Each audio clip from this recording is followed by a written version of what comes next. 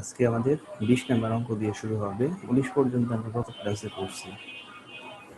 20 নম্বর অঙ্কে বলতেছে a company need টাকা 80,000 to meet working capital requirement. এই কোম্পানির 80,000 টাকার ওয়ার্কিং ক্যাপিটাল প্রয়োজন।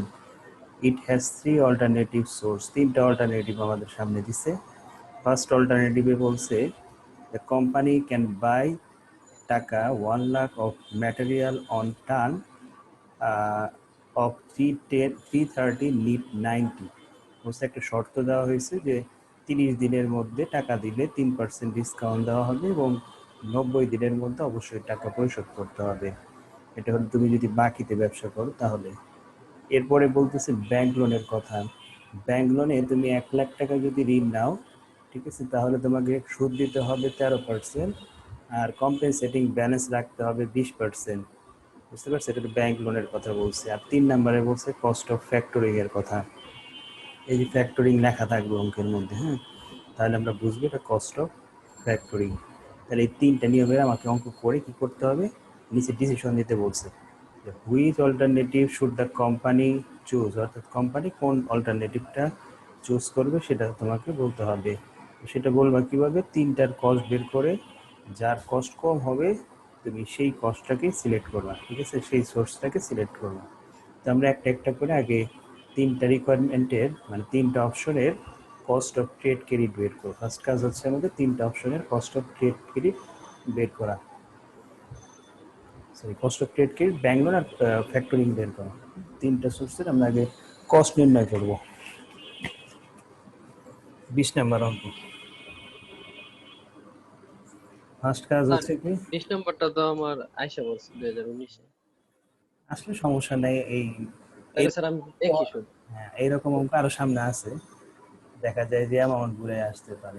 এগুলো ইম্পর্টেন্ট অঙ্ক সবসময় জন্য। দেখো সাজেশনে আমি এই অঙ্কটা যদি দিয়ে থাকি তাহলে এটা কাটি নেই, এভাবেই রাখছি, করতে হবে। 1 নম্বর সাজেশন হয়ে গেছে, 2-3 দিনের মধ্যে হয়ে যাবে। প্রথম কাজ হচ্ছে আমার, সাজেশন নাই ফোর্থ ইয়ারে, না সেকেন্ড ইয়ারে, ফার্স্ট ইয়ার শেষ, সেকেন্ড ইয়ারও প্রায় শেষ, তবে থার্ড ইয়ার করে ফোর্থ ইয়ারে এই করতে পারি কিনা। আচ্ছা, ফার্স্ট কাজ হচ্ছে cost of trade credit. Cost of trade credit, cost of trade credit বের করবো। হ্যাঁ, ফার্স্ট কাজ হচ্ছে কি অ্যানুয়াল পার্সেন্টেজ রেট বের করা। CD 100 minus CD 360 CP minus BP into 100।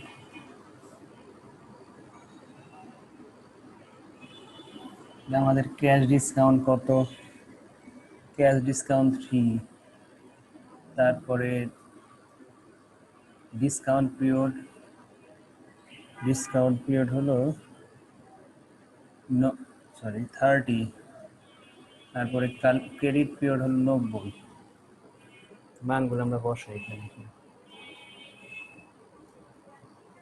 First মান বসাই, ফার্স্টে হলো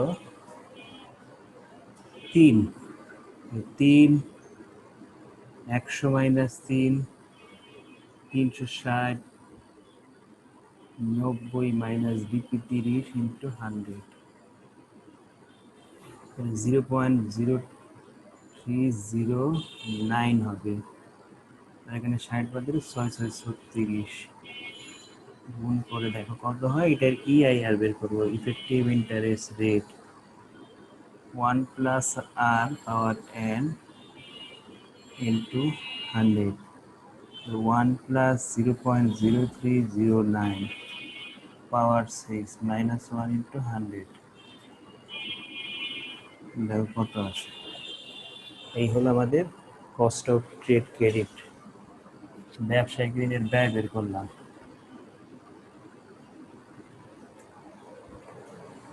এরপরে আমরা যাব, এটা শেষ হলে ব্যাংক লোনে।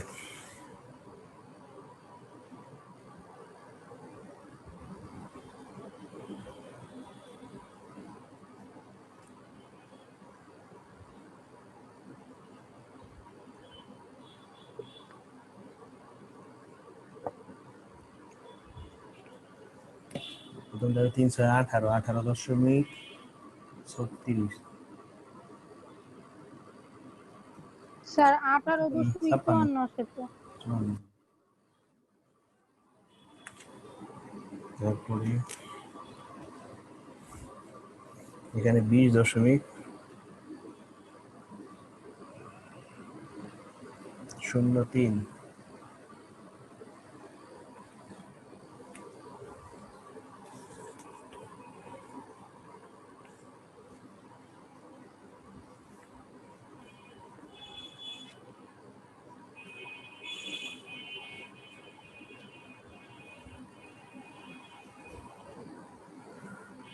শেষ হয়ে যায়।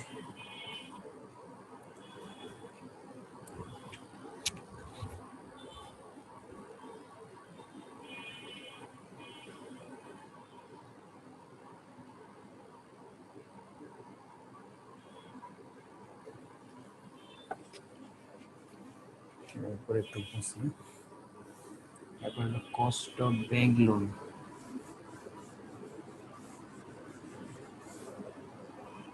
কস্ট অফ ব্যাংক লোন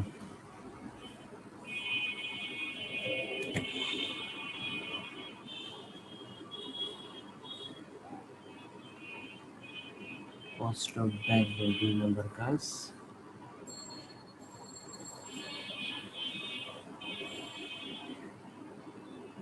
এপিআরও লেখা যাবে, ইআইআরও লেখা যাবে, যেহেতু ম্যাচুরিটি পিরিয়ড নাই। আমাদের অ্যানুয়াল পার্সেন্টেজ রেটও যা বের হবে, ইফেক্টিভ ইন্টারেস্ট রেটও তাই বের হবে ম্যাচুরিটি পিরিয়ড না থাকলে। সূত্র হচ্ছে interest divided by use loan into 100।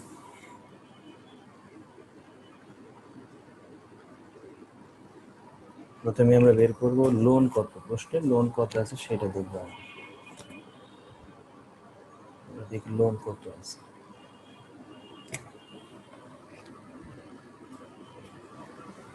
Loan আছে 1 লাখ, তারপরে 13% ইন্টারেস্ট। 1 লাখ টাকার 13% করি কত, 10% 10,000 আর 13,000।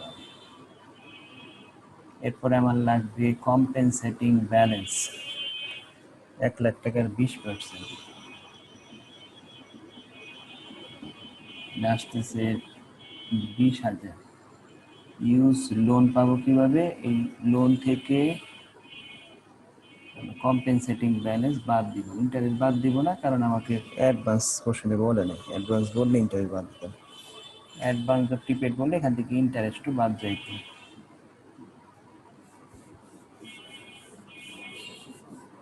কত আসতেছে, interest 13,000, use loan 80,000 into 100,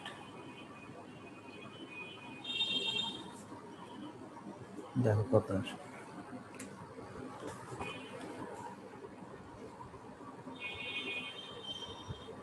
$16.25.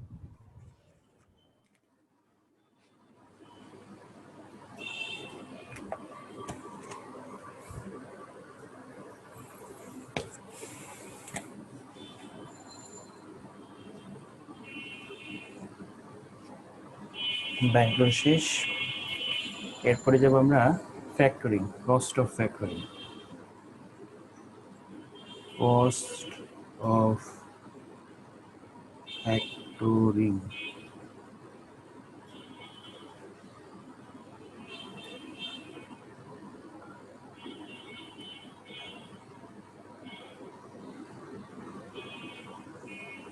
Cost of factoring ঠিক আছে। কস্ট অফ ফ্যাক্টরিং এ আমরা প্রথমে কি করি, অ্যাভারেজ অ্যাকাউন্ট রিসিভেবল বের করি। 1 নাম্বার কাজ করি আমরা average account receivable. Average account receivable বের করি। সূত্র হলো annual credit sales into CP divided by 360।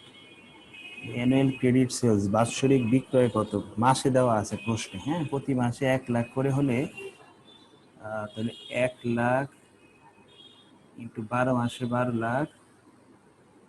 Collection period প্রশ্নে 60 দিন পর পরে কালেকশন করা হয়, প্রশ্ন বলা আছে 360 কত হয় নিচে স্যার হয়তো 2 লাখ আসে। স্যার উপরে ইন্টারেস্ট বাদ দিলেন না ইউজ লোনের থেকে? ইন্টারেস্ট বাদ দেওয়ার কথা বলে নাই প্রশ্ন, অ্যাডভান্স প্রিপেড থাকলে বাদ দিই, ওই কথা বলা হয়নি প্রশ্ন শুধু জাস্ট যেভাবে ওই কথা বলা নাই, বলা থাকলে বাদ দিব, না থাকলে বাদ দিব না। স্যার উইথ আছে তো, উইথ থাকলে হয় না? না না ওই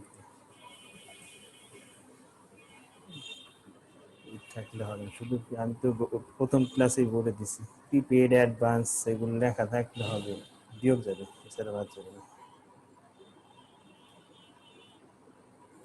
উইথ তো তোমার ইসের সাথে ইন্টারেস্ট না তো, compensating balance, with 20% compensating balance, এই জন্য বাদ দিতে হয়েছে।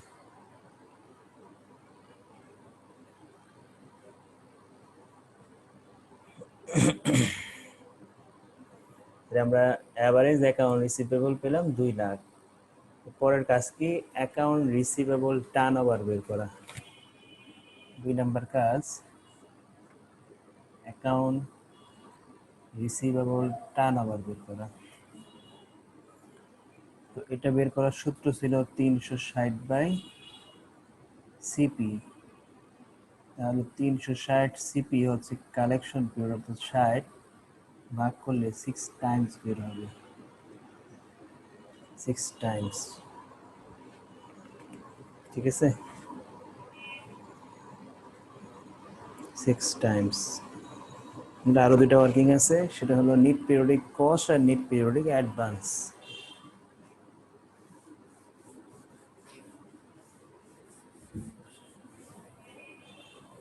ওয়ার্কিং নাম্বার 3, নিট পিরিয়ডিক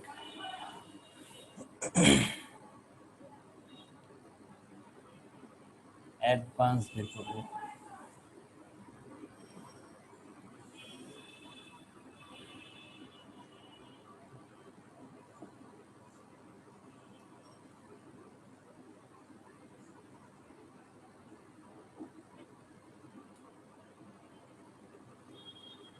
প্রথমে থাকবে অ্যাভারেজ অ্যাকাউন্ট রিসিভেবল,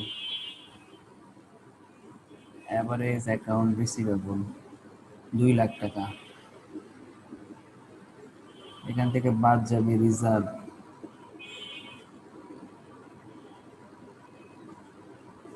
রিজার্ভ কত পার্সেন্ট হবে প্রশ্নে বলছে 80% টাকার উপরে সুদ ধরা হয়। আমরা বলছিলাম যত পার্সেন্টের উপর সুদ ধরা হবে অবশিষ্ট অংশকে বলবো আমরা রিজার্ভ।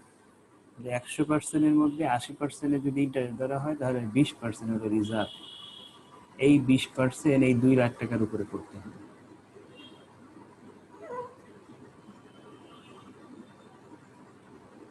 2 লাখ টাকার 20% 40,000 টাকা,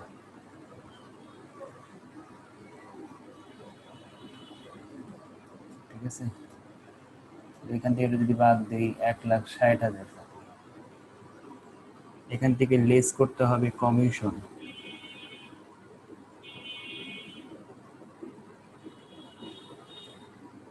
কমিশন কত পার্সেন্ট প্রশ্নে বলছে, প্রশ্নে কমিশন দেওয়া আছে 2%। তাহলে এই 2 লাখ টাকার 2% 4,000 হবে, থাকতেছে 1,56,000। যেটা বের হলো এটা হলো চার্জেবল ইন্টারেস্ট, চার্জেবল অ্যামাউন্ট, এই টাকার উপর আমরা ইন্টারেস্ট দেবো, লেস ইন্টারেস্ট। 1,56,000 টাকার কত পার্সেন্ট করব, ইন্টারেস্টের রেট দেওয়া প্রশ্ন 12%, 12% দেওয়া ইন্টারেস্টের রেট। এটাকে আমার কয় দিনের ইন্টারেস্ট বানাইতে হবে? আমি চাইলে টার্ন ওভার দিয়েও ভাগ করতে পারি, অথবা আমরা উপরে 60 নিচে 360 দিতে পারি। দুইভাবে করা যায়, টার্ন ওভার দিয়েও ভাগ করা যায়, আবার উপরে 360, সরি নিচে 60, উপরে নিচে 360, তাহলে বের হবে একদিনের ইন্টারেস্ট, তার সাথে 60 গুণ দিলে বের হবে 60 দিনের ইন্টারেস্ট কত।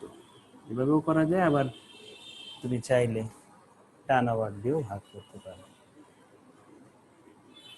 এখানে ভাই টার্ন ওভার দিয়ে কি কেমন কি ভাগ হবে নাকি 6 টাইমস হ্যাঁ। যেটা এটা কি ভাগ হবে? হ্যাঁ ভাগ হবে, ভাগ দিয়ে দেখো একই বের হয়। এটাকে পার্সেন্টেজ করে 6 দিয়ে ভাগ করবো, যে কথা, কারণ এটা কাটাকাটি করলে তো নিচে 6 হয়, 6 টাইমস, মানে টার্ন ওভার দিয়েও ভাগ করা যাবে।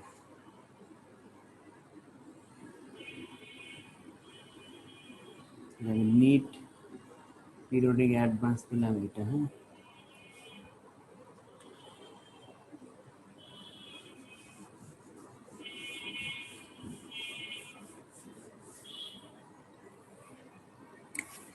এটা মানে 3100 কত জানি, working number 4, net periodic cost.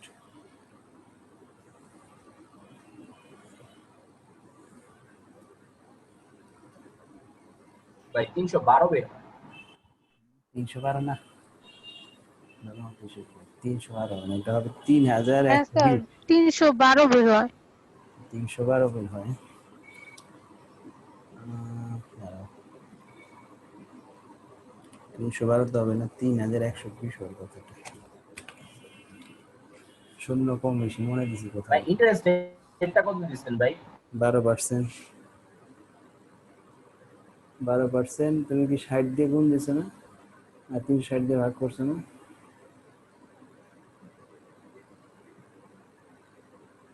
হ্যাঁ হ্যাঁ 3120 অর্থ হুম। 60 দিয়ে গুণ দিলে এটা 60, ওরা মনে হয় 6 দিয়ে, আমার মনে হয় 6 দিয়ে গুণ করে। দেখ জায়গা কম হয়ে গেছে তো এই জন্য এটা 60 উপরে, হ্যাঁ 3120। এটা 60 না? 60 কত হয় এখন? 1 লাখ, মানে শূন্যটা চিপা পড়ে গেছে তো এই জন্য দেখে নেই মনে হয়। 60 উপরে, হ্যাঁ, আর একটু বড় করে দরকার ছিল ঘর। আচ্ছা এখানে কত হয়? 1,120 বাদ দিলে 880, 1,48,000। আর 1,52,800। 1,52,880।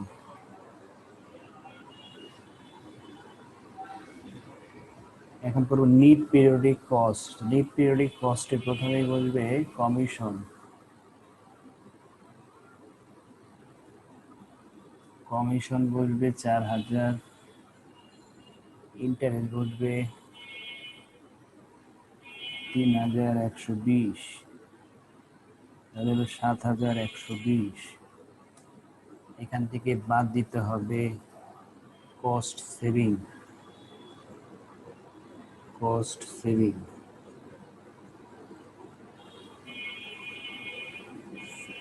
কস্ট সেভিং এর মধ্যে সচরাচর দুইটা জিনিস থাকে,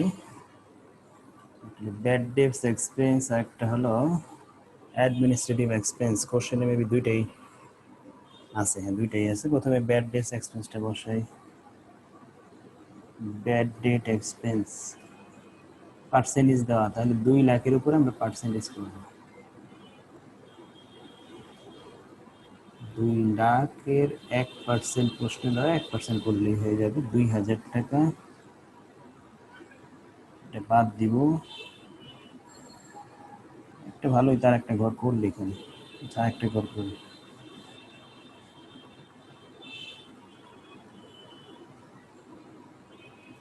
সাইডে ভিতরে ওয়ার্কিং করতে পারি। এটা ছিল 4,000, এটা ছিল 3,120, 7,120, এটা হলো 2,000, আর একটা আসবে অ্যাডমিনিস্ট্রেটিভ এক্সপেন্স। এটাকে কি করবো আমরা? পোস্টে কত দেওয়া আছে দেখে নেই।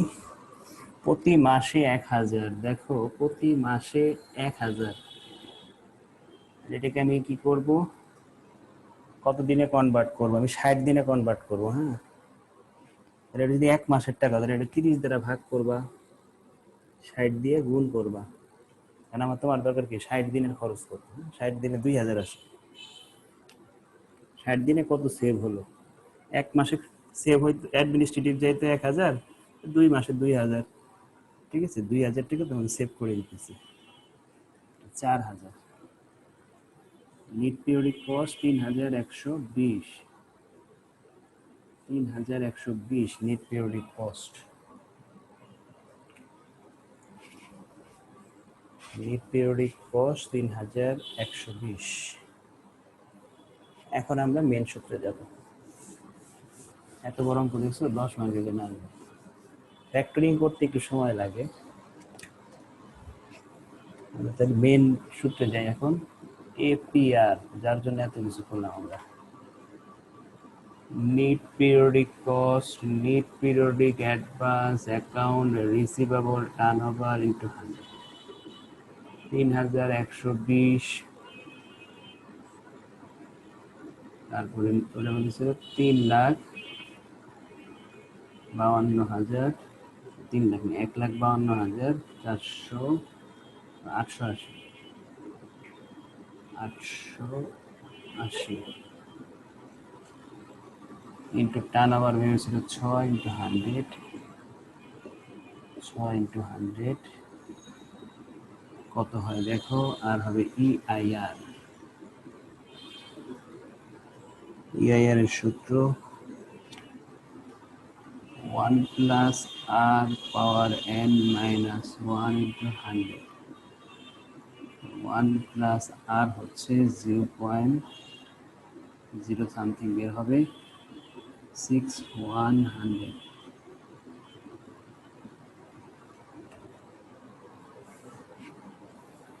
নিচে কমেন্ট দিব।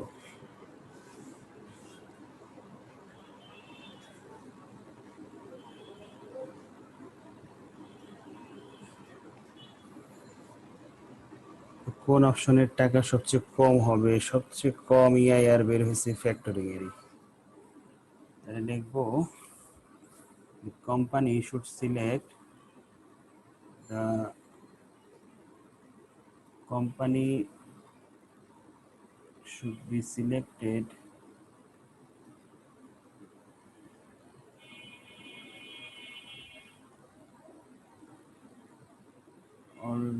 alternative for lower cost। Alternative 3টা আমরা সিলেক্ট করো, খরচ কম বিধায়। হ্যাঁ,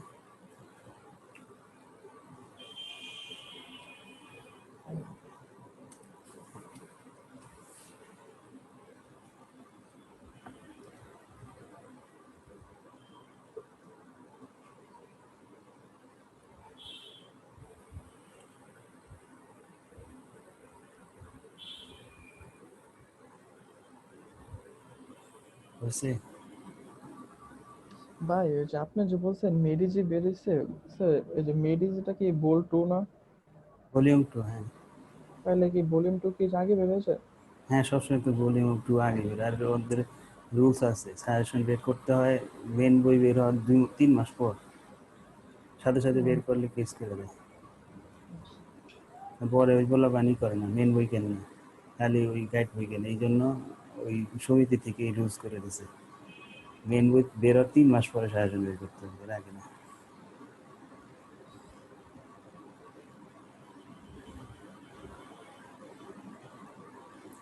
কমপ্লিট হয়েছে। মেডিজিতে তো একটা সুবিধা হলো অঙ্কগুলো তুমি ওখান থেকে প্র্যাকটিস করতে পারতেছো, আবার ইও আছে, থিওরির সলিউশনও আছে, সাজেশন পরে বের হলে নিয়ে অ্যাটলিস্ট নিয়ে অঙ্কগুলো প্র্যাকটিস করতে হবে, কারণ অঙ্ক তো স্যার আপনি যে সাজেশনটা বানাইছেন ওটা কি আপনার সলিউশন সহ নাকি শুধু কোশ্চেন? সলিউশন সহ। অঙ্কের থিওরির না, কিন্তু অঙ্কের সলিউশন। তো স্যার থিওরি? থিওরি মেডিজি কিনছো না, ওইটাতে পড়বা, হ্যাঁ, ওইখান থেকে পড়বা। সবই পড়তে হবে? না, আমি তো সাজেশন দিছি, তুমি সাজেশন অনুযায়ী খুঁজে বের করে পড়বা। ওইটা থিওরি সাজেশন দিছেন? হ্যাঁ থিওরি সাজেশন আছে এখানে। ওইখানেই আছেন? হুম। ওইটা করতে গেলে তো আমার দিন পার হয়ে যাবে, এক বছর লেগে যাবে করতে, থিওরি সাজেশন সহ করতে যে। শেষ প্রথম তো সলিউশন হ্যাঁ দিছি, স্যার শেষ। ওই দেখা যায় কিছু ভুল ত্রুটি থাকে, ওগুলো অবশ্য গ্রুপে জানাই দিতেছি কোথায় কি ভুল টুল পাইতেছি। মানে অঙ্ক টঙ্ক করে তো করে ভুল পায় আমার বলে, আমি আবার চেক করে যে দেখি ঠিকঠাক আছে কি, ভুল থাকলে আবার আমি গ্রুপে একটা গ্রুপ করে নিছি, যারা যারা বই নিছে ওদের সব একসাথে পেয়ে যায়, আমারও কারেকশন হয়ে যায়, নেক্সট টাইম আরো ভুলটা হবে না বুঝলি। এই জন্য বলছি যে যত ভুল বাবা বলবা, ফার্স্ট টাইম ভুল থাকাটা ইম্পসিবল, দিলে আমি সলভ করে দিতে পারবো। ওকে শেষ। ম্যাথের লগের ইন্ডেক্সের একটা অঙ্ক ভুল ছিল, পরে ঠিক করে দিছি, 14 নাম্বার সাজেশন অ্যাকাউন্টিং এর। আচ্ছা এরপরে অঙ্কে যাবো, পরের অঙ্ক বাড়ির কাজ ছিল, সিম্পল অঙ্ক ছিল দেখে আমি একটু কাজ দিচ্ছি আমরা, দেখো এটার সাথে একটু মিলিয়ে দিই। হ্যাঁ এই প্রায় একই দুইটা অঙ্ক। এই যে প্রথমে কি করবা, ট্রেড ক্রেডিট বের করবা, হ্যাঁ আগেরটার নিয়ম অনুযায়ী। এরপরে ব্যাংক লোন ছিল, এখানে কিন্তু আবার এই যে অ্যাডভান্স বলা আছে, হ্যাঁ তার মানে কি ইন্টারেস্ট ইউজ লোন করার সময় ইন্টারেস্টটা বাদ দিয়ে নিতে হবে, এই পার্থক্য, এছাড়া আর কোনো কাজ নাই। একটা কাজই পারতি, সেটা হলো ইউজ লোন করার সময় তুমি লোন থেকে যেমন কম্পেনসেটিং ব্যালেন্স বাদ দাও, ঠিক তেমনি ইন্টারেস্টও বাদ দিতে হবে অ্যাডভান্স বলা থাকার কারণে। আর কমার্শিয়াল পেপার আমরা গত ক্লাসে শিখেছি, সামনে আমরা হয়তো আরো পাবো, এখানে আবার দেখবো। হ্যাঁ ওইটা তো আমরা 21 বাড়ির কাজ ছিল, ওটা আমি যাবো না। আমি এখন যাব, দেখি তো এটাও কি সেম কিনা। পর্ব cash discount and pay on the final due এত, আচ্ছা এটাও সেম এখানকার। তারপরে ব্যাংক লোন এটাও সেম, কমার্শিয়াল পেপারও সেম। হ্যাঁ এখানে কোনো কিছু ঝামেলা নেই, শুধু একটা কাজ করতে হবে, সেটা হলো তুমি যেই যেই জায়গায় অঙ্কে 360 ইউজ করতে, সেই জায়গায় 365 ইউজ করবে। মাঝখানে এগুলা আগর বাগর অনেক কিছু বলছে, এগুলার কোনো কাজেই আসবে না আমার প্রশ্নে। ঠিক আছে, তো আমরা এই করবো, হ্যাঁ 365 ধরে অঙ্ক করবো, যে জায়গায় আমরা 360 লিখতাম এখানে 365 করবো। এই অঙ্কটা পুরো এক, এই যে গত ক্লাসে বড় অঙ্ক প্রথমটা করালাম না, এই যে কালকে লাস্ট যে অঙ্কটা করা, এই যে এইটার ওটা সেম অঙ্ক, জাস্ট খালি 365 ধরে অঙ্ক করতে হবে, এছাড়া কোনো পার্থক্য নেই। এখানে 360 ধরে করছে অঙ্ক, আর এটাতে 365 ধরে অঙ্ক করলাম। আমরা এখন একটু এটাতে যাইতে পারি, ছোটই আছে, এটাও ইচ্ছা করলে কাজ দেওয়া যায়। এটাও কাজ দেওয়া যায়, এটা কাজে থাকুক। দেখো একরকম অঙ্ক করে আমরা সময় নষ্ট করে দিতেছি না। দেখো এটা কি কস্ট অফ ট্রেড ক্রেডিট, হ্যাঁ তারপর এটা কি bank loan. Bank loan normal নিয়মে করবো, ইন্টারেস্ট অ্যাডভান্স বা প্রিপেড এই ব্যাপারে কোনো কিছু বলে নেই, আমরা নর্মাল নিয়মে করবো এখন যেভাবে করছি সেইভাবে। কমার্শিয়াল পেপারও আমরা নর্মাল নিয়মে করবো। কমার্শিয়াল পেপার আমাদের ফেস ভ্যালু হবে এত, সেলস ভ্যালু হবে 10 লাখ, ম্যাচুরিটি পিরিয়ড হবে 180 দিন, আর ইস্যুইং কস্ট 50,000। আমরা এই কস্টে কি করব, এই যে নিডস, এই সেলস ভ্যালু থেকে এই কস্টটা বাদ দিলে হবে নিট সেলস ভ্যালু, কারণ আমার সূত্রের প্রয়োজন হয় নিট সেলস ভ্যালু। হ্যাঁ যদি কোনো আদার কস্ট না থাকে, সেই ক্ষেত্রে আমরা সেলস ভ্যালুটাকেই নিট সেলস ভ্যালু ধরে অঙ্ক করে ফেলি, কিন্তু আদার কস্ট যখন থাকে তখন আমাকে নিট সেলস ভ্যালু ধরেই অঙ্ক করতে হবে। নিট সেলস ভ্যালু পাবো কি বলে, 10 লাখ থেকে 50,000 টাকা বাদ দিলে নিট সেলস পাবো। ঠিক আছে, এটা পারবা, আমি দেখি একটু ব্যতিক্রম কিছু আছে কিনা। এই একটা পাইছি, এটা করো। 24 নাম্বারটা, এখানে একটু কাজ বেশি, কমার্শিয়াল পেপার আছে, রিভলভিং ক্রেডিট আছে। রিভলভিং ক্রেডিটের নিয়মটা এখনো শেখানো হয় নাই, এখন শিখাবো অঙ্কটা। দেখো 24, স্যার এই যে 23 নাম্বারে কি স্যার ব্যাংক লোন থেকে ওই যে ইন্টারেস্টটা কি বাদ দিব? না না অ্যাডভান্স বা প্রিপেড লেখা নেই, ওটা থাকলে বাদ দিতে হয়, স্যার বাদ দিতে হয় না। Lotus Corporation, Lotus Company Limited needs working capital of 5 lakh টাকা, 5 লাখ টাকার প্রয়োজন। প্রথম অল্টারনেটিভে বলছে ওই যে ট্রেড ক্রেডিটের কথা বলতেছে, টার্ম দেখলে আর কোনো দিকে তাকাইতে হবে না, ডাইরেক্ট ট্রেড ক্রেডিট করে ফেলবা। The corporation a revolving credit of টাকা 5 lakh at an interest of 13% with Sonali bank. হ্যাঁ, রিভলভিং ক্রেডিটটা হচ্ছে অনেকটা ব্যাংক লোনের মতো, কিন্তু এখানে একটু কাজ মানে কনসেপ্ট একটু ভিন্ন। এটাও লোন ওইটাও লোন, কিন্তু এইখানে আবার একটু কনসেপ্টটা ভিন্ন, সেটা দেখাই দিচ্ছি কি জিনিসটাটা। ইটস অ্যাভারেজ গ্রোয়িং ওয়াজ টাকা 3 লাখ ফর দ্য ইয়ার। প্রতি বছর গড়ে সে 3 লাখ টাকা কি করতে পারে, কালেক্ট করতে পারে। আর কমিটমেন্ট ফি দিতে হয় 2.5% is to be paid. Compute EIR effective interest rate বের করতে বলছে। তাহলে এটা আমরা নতুন শিখবো আজকে। এটা বাদ ছিল এখনো 5টা সোর্স বলছিলাম আমরা, তো আমরা 4টা সোর্স করছি, একটা সোর্স এখনো বাকি ছিল, ছোট সোর্স, এটা সমস্যা নেই।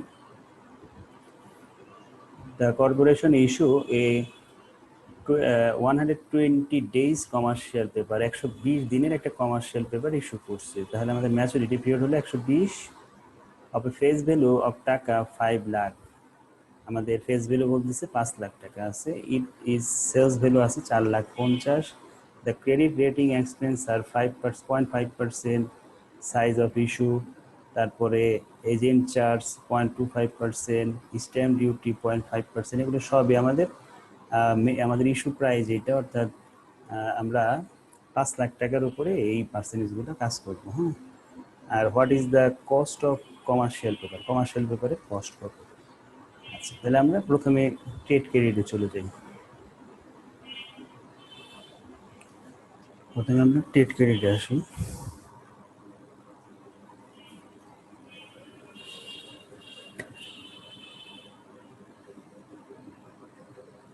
কত জানি 24।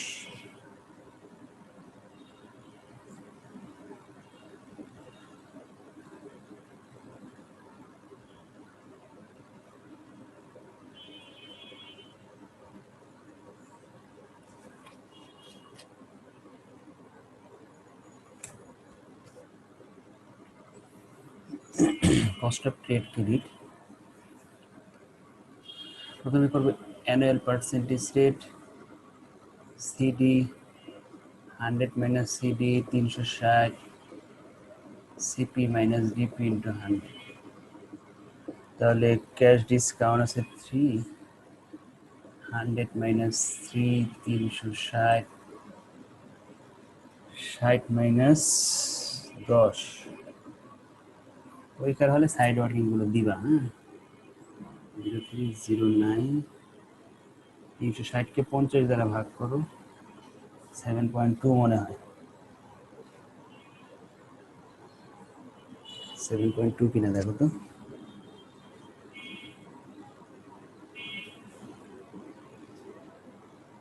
36 ভাগ 5 দাও, কত?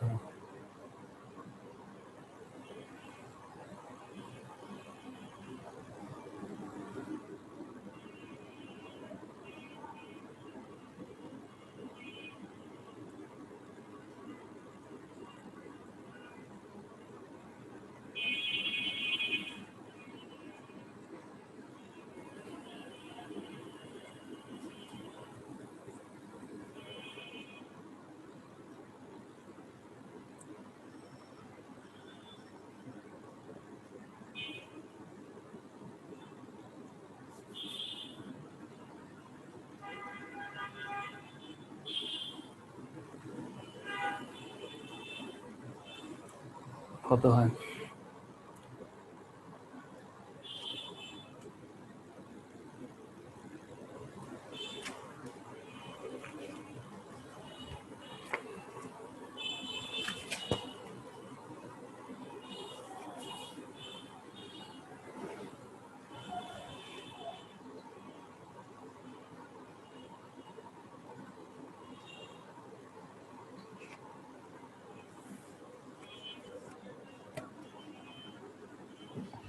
$3.09। কোনটা 3? এটা নিচেরটা তার EIR উপরেরটা 3.09। 7.2 7.2।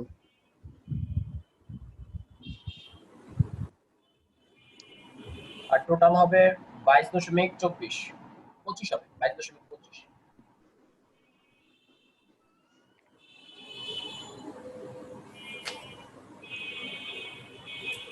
আচ্ছা, সবগুলো এরকম 2 কম আসতেছে কেন? এটাকে আমি হ্যাঁ ঠিক আছে এটা নাকি? এটা প্রতিবার এটাই লিখতেছি, এটা কি আসলেই ঠিক আছে কিনা একটু দেখি তো। তো অ্যান্সার কি হুবহু মিলে দেওয়ার কথা। হ্যাঁ ঠিক আছে। 24.50 নিচেরটা।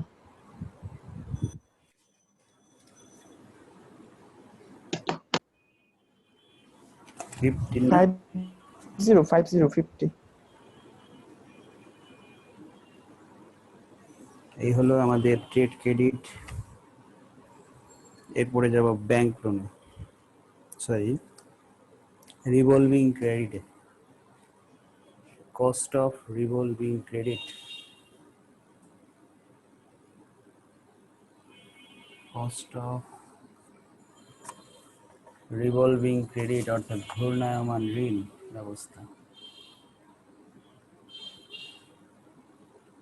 রিভলভিং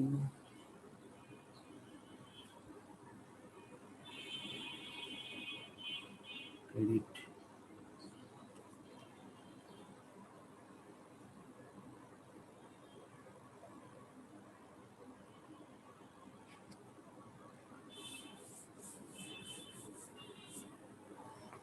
এবার এটা মানে কি সেটা একটু জেনে নিই। হ্যাঁ, তার আগে না সূত্রটা লিখলে একটু বুঝাইতে সুবিধা হবে, সূত্রটাকে দেখে নিই। এটারও এফপিআর আর ইএআর একই রকম হবে। ম্যাচুরিটি পিরিয়ড সচরাচর থাকে না, এখানে থাকলে দুইটা আলাদা করতে হবে। সূত্র হলো উপরে হবে ইন্টারেস্ট প্লাস কমিটমেন্ট ফি, সিএফ লিখলাম না, কমিটমেন্ট ফি প্রতিশ্রুতি মূল্য, আর এখানে হবে ইউজ লোন, ইউজ লোন। তখন করতাম কি শুধু ইন্টারেস্টকে লোন দ্বারা ভাগ করতাম, ইউজ লোন দ্বারা। আর এখন কি হবে, এক্সট্রা একটা জিনিস যোগ হয়েছে, সেটা হলো কমিটমেন্ট ফি, প্রতিশ্রুতি মূল্য। ঠিক আছে, এই জিনিসটা খালি বাড়তে আসছে ব্যাংক লোনের সাথে, এখানে এই পার্থক্যটা।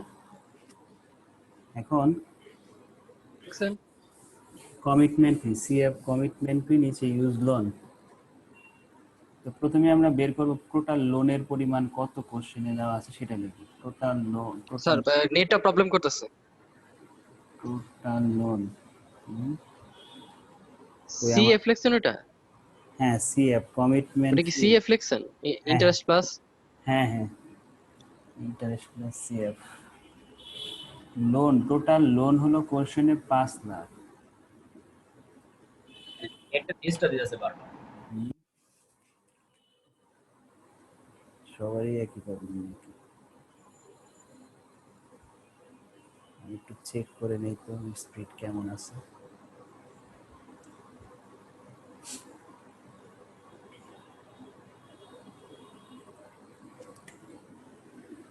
ইউজ লোন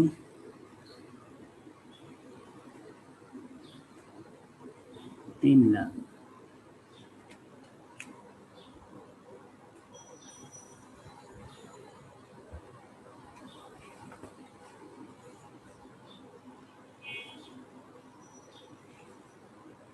স্পিড তো ভালো আছে, 8-এর উপরে আছে স্পিড, এটা প্রবলেম তো হওয়ার কথা না। তোমাদের ওইখানে সমস্যা কি নাকি? আপ ডাউন করতেছে। বোর্ডে লেখা তো বোঝা যায় না। না আমার এখানে তো স্পিড ঠিকই কেবল রে। ঘুমাতে পারছে। স্যার আপনি দেখবেন লেটেন্সি এমএস, দেখবেন এমএস কত। এমএসসি এখন মানে আর 8.5 থেকে এমএস কমতে এমএস দেখবেন কমতে কমতে কমতে কত মিলি সেকেন্ড এটা। 2 আসছে। 8 উঠে আবার 2 আসছে, মানে এটা আপ ডাউন করে। যে এখন আবার 8-এর উপরে গেছে, রিফ্রেশ দিচ্ছে 8-এর উপরে গেছে, স্পিড ঠিক আছে। এখন বোঝা যায় লেখা ঠিক হয়ে যাবে তুমি। না স্যার। না স্যার। গোল আছে।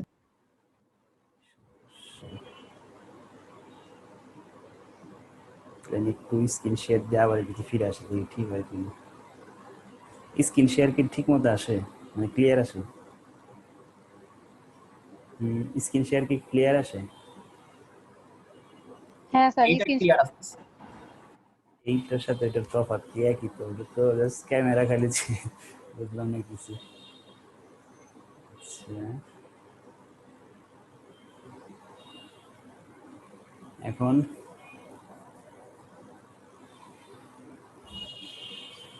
আচ্ছা যতটুকু আমি মুখে পুরোটা বলতে মিস করছে কিনা ভাই? একটু মুখে বললে তুমি একটু লিখে নাও। প্রথমে লোন 5 লাখ টাকা প্রশ্ন দেওয়া আছে এবং এভারেজ নিতে পারে, অর্থাৎ আবেদন করছে 5 লাখ টাকা। হ্যাঁ, একজন লোক 5 লাখ টাকার প্রয়োজন, সে ব্যাংকে আবেদন করছে 5 লাখ টাকার। তো ব্যাংক কি করছে, এভারেজ তাকে একবারে পুরো টাকা দেয় না, ভেঙে ভেঙে কিছু টাকা দিত। প্রথমেই সে ইউজ করতে পারছে 3 লাখ টাকা। ঠিক আছে, তাহলে সে ইউজ করতে পারে নাই কত, প্রথম যে 3 লাখ টাকা নিল তার কিছু আবার আনইউজ আছে, আনইউজ লোন আছে, আনইউজ লোন 2 লাখ টাকা নাকি, কিভাবে 2 লাখ, 5 লাখ থেকে 3 লাখ বাদ দিলে 2 লাখ, মানে মোট ঋণ হলো 3 লাখ, এই 5 লাখ যার মধ্যে সে নিতে পারছে 3 লাখ টাকা, আর নিতে পারে নাই 2 লাখ টাকা। 2 লাখ টাকা পরে এক সময় হয়তো পাবে। তো এখন যেটা করতে হবে সেটা হলো, বা এরকম হয় যে তোমার মনে করো তুমি বেশি টাকার আবেদন করে রাখছো, হ্যাঁ, তুমি তোমার পুরো টাকা লাগতেছে না, তুমি তো আবেদন করে ফেলছো 5 লাখ টাকা, এখন তোমার লাগতেছে মনে করো 3 লাখ, তুমি আর 2 লাখ টাকা ইউজ করতেছো না। ঠিক আছে, এখন তুমি 2 লাখ টাকা নিলা না, কিন্তু তোমার লোন অ্যাপ্রুভাল তো হয়ে গেছে 5 লাখ টাকা নাকি, তাহলে এখন তারা 2 লাখ টাকা নিয়ে কি করবে, তারা এই 2 লাখ টাকা নিয়ে বসে থাকবে না। তুমি মনে করতেছো না আমি 3 লাখ নিছি, 3 লাখের উপরে সুদ দিব, আর ওই 2 লাখের উপর দিব না, ওই রকম হবে না। ঠিক আছে, এখানে একটা রুলস আছে, সেটা হলো তুমি যতটুকু ইউজ করতে পারতেছো, মানে যতটুকু নিছো তার উপর দিতে হবে ইন্টারেস্ট। ঠিক আছে, ইন্টারেস্ট কত হবে, 3 লাখ টাকার উপরে সুদের হার প্রশ্নে বলে দিছে 13%। সুদের হার 13%, 3 লাখ টাকা 13% করবে। আর ওই যে তুমি যেটা নেও নাই এখনো, তুমি প্রতিশ্রুতি দিতেছো পরে এক সময় হয়তো নিবা, তো যতদিন পর্যন্ত না নিবা তুমি ততদিন পর্যন্ত তোমাকে 2.5% কমিটমেন্ট ফি দিতে হবে। হ্যাঁ, কমিটমেন্ট ফি দিতে হবে। কমিটমেন্ট ফি তাহলে কত, কমিটমেন্ট ফি হবে এই যে 2 লাখ টাকার উপরে কমিটমেন্ট ফি ধরতে হবে, 2.5% কমিটমেন্ট ফি দিতে হবে। অর্থাৎ তুমি টাকা নাও নাই, তারপরে তোমাকে প্রতিশ্রুতি মূল্য দিতে হবে। ঠিক আছে, কত আসে কোনটাই দেখো, এই দুইটা টাকা এখানে বসাই দিবে। ইউজ লোন হলো 3 লাখ, কমিটমেন্ট ফি আর ইন্টারেস্ট মিলে কত হয়,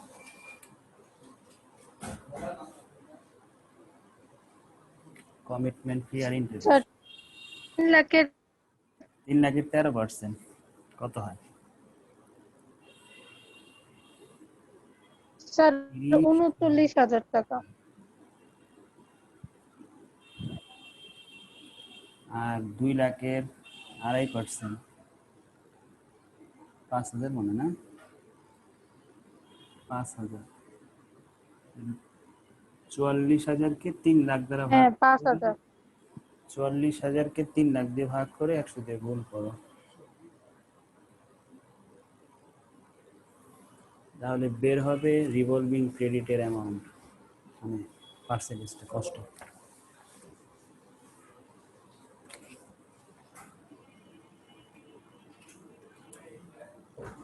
আর 14.67।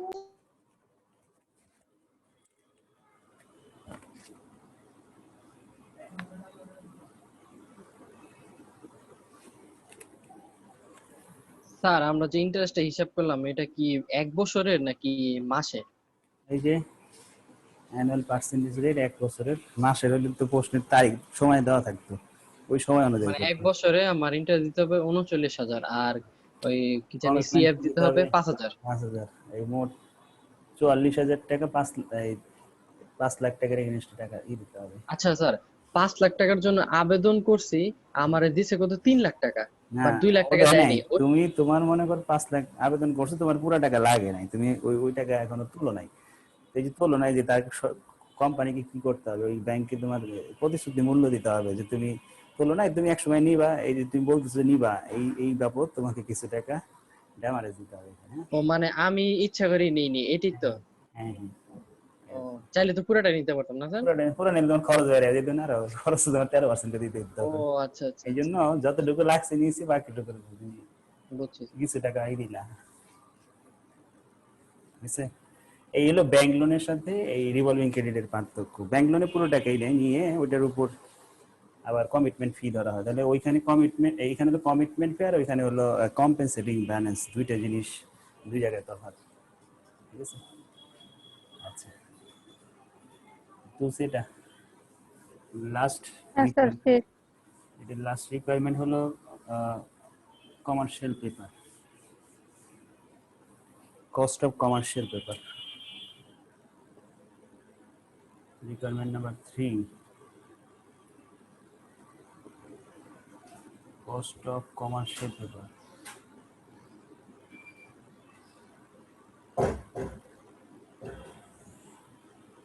কমার্শিয়াল পেপারগুলো একটা নির্দিষ্ট সময়ের জন্য ইস্যু করা হয়। তো সেই জন্য আমাদের প্রথমে অ্যানুয়াল পার্সেন্টেজ রেট বের করতে হবে। সূত্র হলো face value minus net sales value divided by net sales value into 360 maturity period into 100।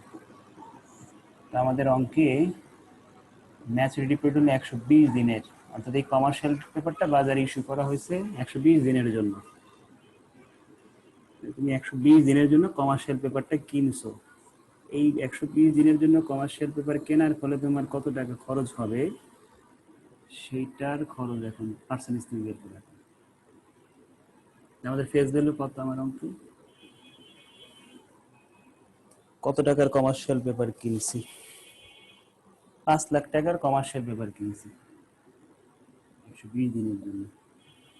এবং এটার সেলস ভ্যালু আসে, মানে যদি আমি 5 মাস পরে মানে 120 দিন পরে বিক্রি করতে চাই, তাহলে আমাদের বিক্রি মূল্য আসবে 4,50,000 টাকা।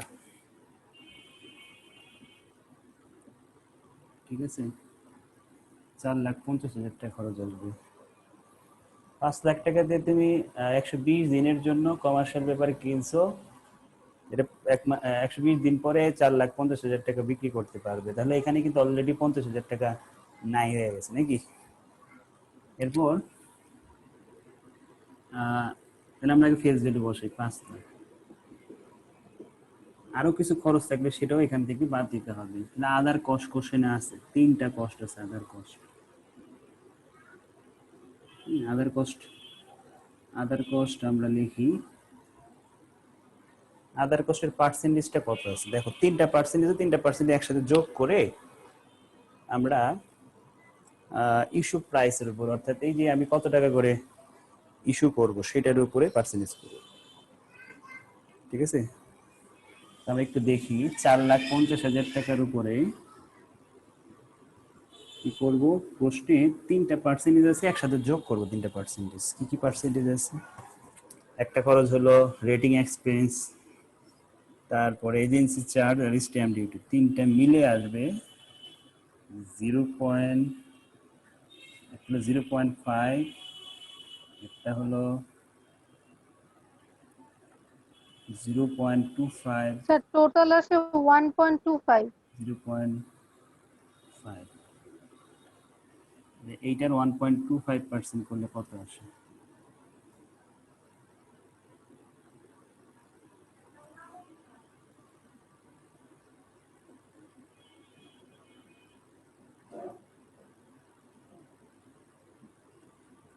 এটা 1.25% করলে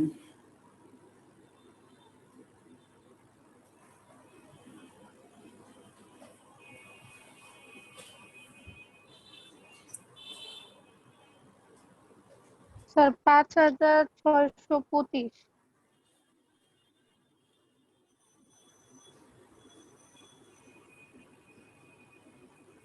বিয়োগ করলে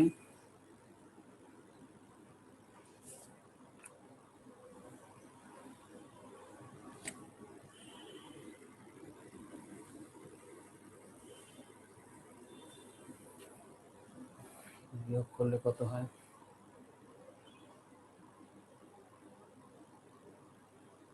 স্যার 4,44,375।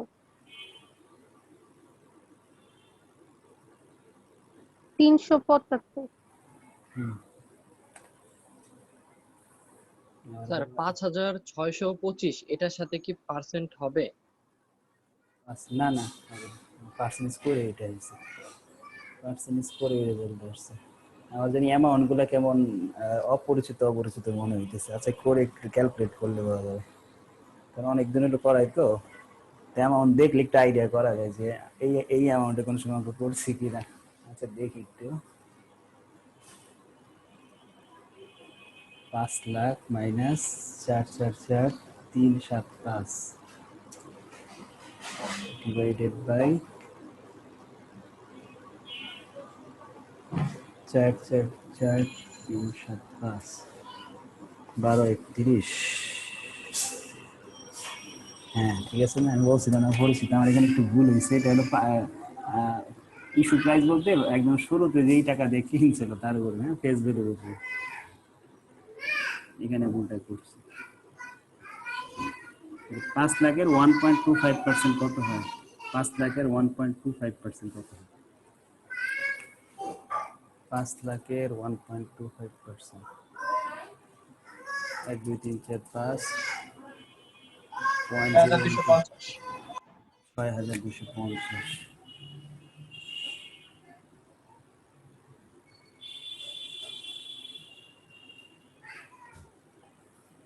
এখানে কত আসে?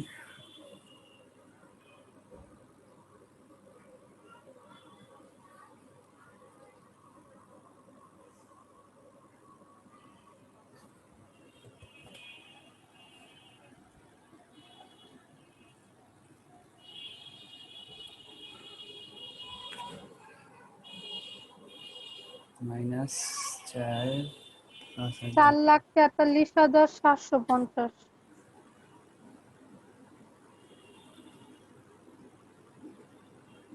4,43,750। এখানে হলো 3 12 36, 3 হবে, এখানে 100 হবে, আর এখানে কত হবে? একটা হলো cost, effective interest rate 1 plus r power n minus 1 into 100, 1 plus 3 minus 1 into 100।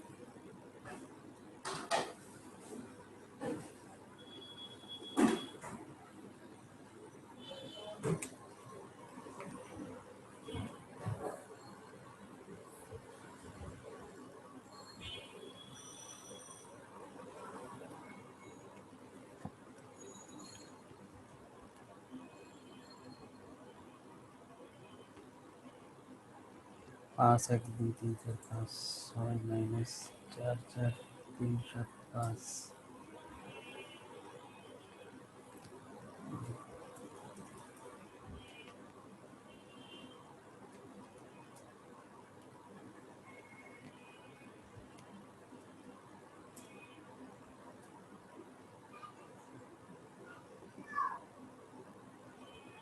কত হয়? 5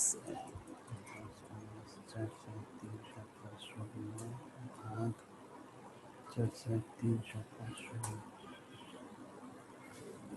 0.1 0.126 0.126 7 67 0.1268 1267। 88। স্যার অ্যান্সার আসবে হচ্ছে 38.03%।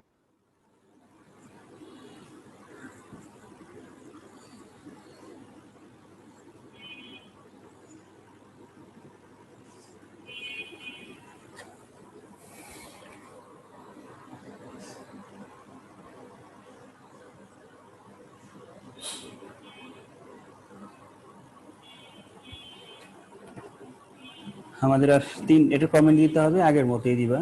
কোনটা কম? সবচেয়ে কম হলো 2 নাম্বার অল্টারনেটিভে। দেখো অল্টারনেট কমেন্ট, alternative